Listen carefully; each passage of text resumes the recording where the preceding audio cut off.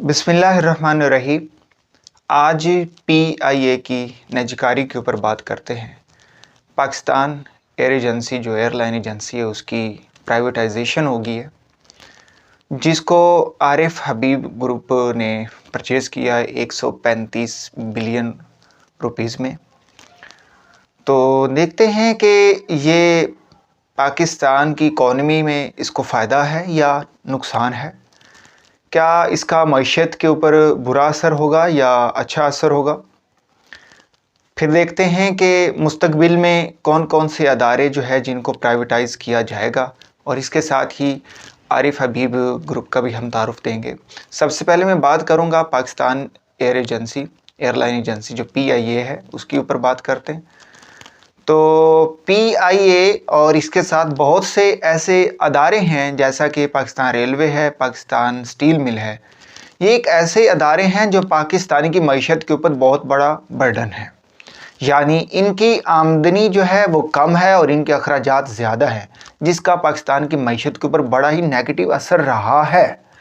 और ये मुसलसल जो है पाकिस्तान की मईशत को तबाह करने में साबित हो रहे हैं, क्योंकि इनकी एडमिनिस्ट्रेशन जो है वो पॉलिटिकल इन्वॉल्वमेंट और जो नॉन पॉलिटिकल अदारे हैं, मैं उनका नाम फर्दर नहीं लेना चाहता, उनकी इन्वॉल्वमेंट की वजह से ये बहुत ही करप्ट और क्या नाम है बेकार हो चुके हैं।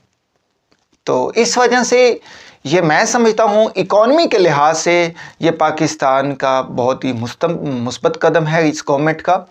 और ये ख़रीदा किसने, देखते हैं जी, आरिफ हबीब ग्रुप है जो कि FFC का मालिक है, फातिमा फर्टिलाइज़र कंपनी का भी मालिक है। इसके अलावा सिटी जो स्कूल सिस्टम है ग्रुप है पाकिस्तान में, ये भी एक नेटवर्क है, उसका भी ये मालिक है। उसने इसकी जो है वो ख़रीदारी की है 135 अरब रुपये में। तो ये 75% जो है वो असासे ख़रीदे गए हैं और जो 25% है वो पाकिस्तान की गवर्नमेंट के पास ही रहेंगे।